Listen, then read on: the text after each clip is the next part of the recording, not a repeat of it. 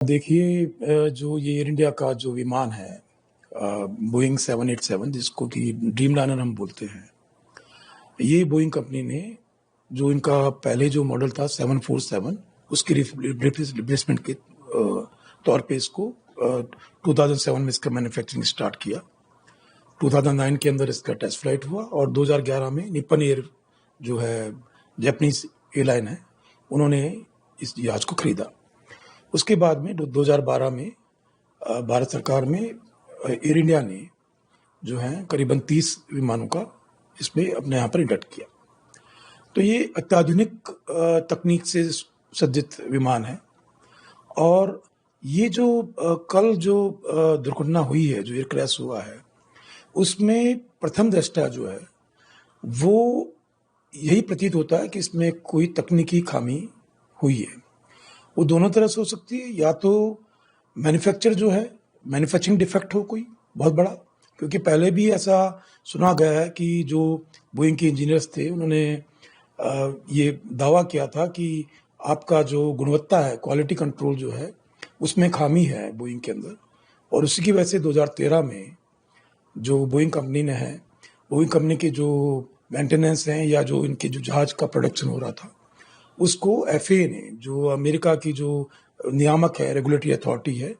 उसने इनके सभी जहाज़ों को ग्राउंड कर दिया था। तो अब ये तो एक जांच का विषय है कि ये कोई मेंटेनेंस में खामी रही है या तकनीकी तौर पे जहाज के मैन्युफैक्चरिंग में ही कोई बहुत बड़ा डिफेक्ट था। इसके अंदर हर फ्लाइट से पहले और एयरलाइंस के अंदर विशेष तौर पे हर फ्लाइट से पहले जो क्वालिफाइड इंजीनियर होते हैं, एक्सपीरियंस इंजीनियर होते हैं, वो जहाज की पूरी जांच करके ही जहाज को रिलीज करते हैं। और उसके बाद में जो पायलट्स होता है उनका भी कर्तव्य होता है ये, वो अपनी एसओपी के अनुसार, चेकलिस्ट के अनुसार जहाज के सब सिस्टम्स को, जहाज को स्टार्ट करने से पूर्व, स्टार्ट करने के बाद में, टेक ऑफ से पहले जो एक निर्धारित मापदंड है, चेकलिस्ट होती है, उसको वो लोग पूरा करते हैं। तो ये संभावना कि उससे पहले, क्योंकि अगर उससे पहले कोई भी खामी होती तो वो लोग रनवे पे जहाज को लेके जाते नहीं वो। तो ये जो इसमें जो दिख रहा है प्रथम दृष्टया कि ये टेक ऑफ के बाद में जो कुछ भी हुआ है, टेक ऑफ के समय भी नहीं हुआ, ये टेक ऑफ के जस्ट बाद में ये जो भी तकनीकी खामी आई है, वो तो अब जो ब्लैक बॉक्स है उसकी जांच के बाद ही उपरांत ही पता लगेगा, क्योंकि जो भी कॉकपिट में पायलट और को पायलट के मध्य वार्ता हुई है, जो एफडीआर है जिसमें कि डाटाज होते हैं, वो बताएंगे कि उसमें इंजन के पैरामीटर्स क्या शो कर रहे थे, कहीं उसके अंदर कॉकपिट में धुआं तो नहीं उठ रहा था। तो ये सब चीज़ें जो स्थितियाँ, ये एक जांच का विषय है। ये ब्लैक बॉक्स के मिलने के उपरांत ही हमें मालूम चल पाएगा। इसमें देखिए, एक तो सबसे बड़ा जो नहीं बचने का एक सबसे बड़ा कारण जो रहा है, वो रहा है कि इसमें फ्यूल बहुत ज़्यादा था। लगभग इसकी फ्यूल की कैपेसिटी 1,36,000 के करीब है इसके अंदर। और क्योंकि एक लॉन्ग डिस्टेंस फ्लाइट थी अहमदाबाद से लंदन के लिए, तो इसमें फ्यूल एक तो बहुत बड़ा एक वजह रही कि जिससे कि जो बचने की उम्मीद जो थी वो बिल्कुल नगण्य रही। एक जो व्यक्ति जो बड़े चमत्कारिक रूप से बच गया। लेकिन तो एक तो फ्यूल, क्योंकि इट्स लाइक ए बॉम्ब, अगर फ्यूल इतना आपके पास में लगभग 1,36,000 लीटर फ्यूल है, तो वो जब कहीं पर जब जलेगा वो, या बॉम्ब की तरह उसने काम किया। आपने देखा होगा जब वो ग्राउंड को हिट करता है, बिल्डिंग को हिट करता है, तो एक बहुत बड़ा आपने देखा होगा कि आग का गोला जो है देखने को आता है, बाद में काला धुआं भी निकलने को आता है। तो ये मेरा मानना है कि फ्यूल का ज़्यादा होना भी इसमें एक बहुत बड़ा, जो कैजुअलिटी हुई है उसमें एक उसका बहुत बड़ा योगदान रहा है। इसके अंदर मेरा ऐसा मानना है कि ये आपने भी सुना होगा, हम लोग सब जानते हैं कि एयर इंडिया, स्पेशली हम एयर इंडिया के बारे में बात करें तो टाटाज के टेक ओवर करने से पहले हमें सुनने को मिलता था कि आज इमरजेंसी लैंडिंग की वजह से फ्लाइट डाइवर्ट हो गई है या डिले हो गई है। तो ये काफ़ी सुनने को मिला है। लेकिन टाटाज के टेक ओवर करने के बाद में ऐसा लग रहा था कि ये लोग कम से कम अपने मेंटेनेंस को सुधारेंगे और मेंटेनेंस की जो खामियां उनको दूर करेंगे।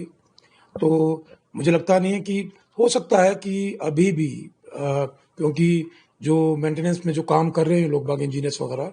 वो पहले जो थे वही लोग हैं। तो अब ये तो देखना होगा, टाटाज़ को, मैनेजमेंट को देखना होगा आने वाले टाइम में कि इनकी मेंटेनेंस को और दुरुस्त करने के लिए वो क्या कदम उठाते हैं। वर्किंग आवर्स, क्योंकि इसके अंदर एक ह्यूमन एरर की संभावनाओं को मैं नकारूंगा बिल्कुल, क्योंकि इसमें पायलट एरर तो मैं नहीं मानूंगा इसके अंदर किसी भी तरह से, क्योंकि क्योंकि टेक ऑफ था और स्पष्ट तौर पे दिख रहा है कि जहाज जो है टेक ऑफ कर रहा है और उसने अपने जो व्हील्स हैं वो भी उसने अपने वो बाहरी हैं, जिसको हम लोग अंडर कैरेज बोलते हैं। नॉर्मली वो टेक ऑफ के बाद में 50 फीट पे वो जो पहिए हैं वो अंदर चले जाते हैं, और इस केस में ऐसा नहीं हुआ है। तो संभावना लगती है कि इसमें हो सकता है कि तकनीकी खराबी हो, इलेक्ट्रिक फेलियर हो गया हो, और या फिर पायलट ने जानबूझ के उसको खुला रहने दिया हो, एक्सटेंडेड पोजीशन में रहने दिया हो। उसकी वजह होती है कि उसको कॉकपिट में कोई मेल फंक्शन दिखा हो, या जो टेक ऑफ के ऊपर जो थ्रस्ट मिलनी चाहिए थी, जो पावर मिलनी चाहिए थी उसको क्लाइंब करने के लिए, वो उपलब्ध नहीं हो पाई हो। जो मुझे तो यही लगता है। सजेशन में तो ये होगा कि मुझे लगता है कि अगर हम एयर इंडिया की बारे में बात करें तो टाटा को इसके पूरे जो मेंटेनेंस का जो इनका जो पूरा ऑर्गेनाइजेशन है उसके पूरे सिस्टम को रिव्यू करना होगा, और इसी के साथ में डीजीसीए जो हमारे यहाँ पर देश के अंदर रेगुलेटरी अथॉरिटी है, नियामक है, उसे और भी स्ट्रिक्ट गाइडलाइंस जो हैं इनकी मेंटेनेंस को लेकर के जारी करनी होगी, और स्पॉट चेक्स और इनकी मतलब हर मेंटेनेंस के पहलू को डीजीसीए के अधिकारियों द्वारा हर स्तर पे बहुत ही बारीकी से इसकी जांच की जानी चाहिए, और उसी के बाद में मुझे लगता है कि ऐसे जो हादसे हैं उनके अंदर कमी आने की संभावना है। सबसे सेफ जो है, जितने भी दुनिया में क्रैश हुए हैं उसमें जो निकल के आया है वो है कि जहाज में सबसे सेफ जो पोर्शन होता है वो जहाज की टेल होती है, और यही वजह है कि जो जहाज का ब्लैक बॉक्स होता है, जहां पर कि सीवीआर होता है, कॉकपिट वॉइस रिकॉर्डर, और एफडीआर होता है, फ्लाइट डाटा रिकॉर्डर, वो वहां पर इसीलिए टेल में लगाया जाता है कि, और टेल के अंदर ये देखा गया है कि जितने भी हादसे हुए हैं इस तरह के, तो टेल सेक्शन में जो पीछे की तरफ जो पैसेंजर्स यात्री लोग बैठे थे, तो वो ज्यादातर केसेस के अंदर वो बच जाते हैं। और यही वजह है, जैसा कि मैंने बताया, कि ब्लैक बॉक्स भी इसी वजह से टेल सेक्शन में ही लगाया जाता है। ब्लैक बॉक्स के अंदर बेसिकली एक ऑरेंज कलर का एक डिवाइस होता है, जिसके अंदर की दो चीजें होती है। एक तो जो कॉकपिट में जितनी भी कॉकपिट के अंदर बात हो रही है, कॉकपिट वॉइस रिकॉर्डर कहलाता है। वहां पायलट और को पायलट के मध्य जो भी वार्ता हो रही है, जो भी बातें कर रहे हैं, जो उनका एटीसी से कम्युनिकेशन हो रहा है, या आपस में जो कॉकपिट में बात कर रहे हैं, उस सब की रिकॉर्डिंग होती है उसके अंदर। और दूसरा एफडीआर होता है, जो कि फ्लाइट डाटा रिकॉर्डर। इन जहाजों के अंदर, क्योंकि एक बहुत ही अत्याधुनिक तकनीक से सुसज्जित विमान है, तो इनके अंदर ये होता है कि इसके अंदर कई हजारों पैरामीटर्स हैं जो कि एवरी सेकेंड रिकॉर्ड हो रहे होते हैं एफडीआर के माध्यम से।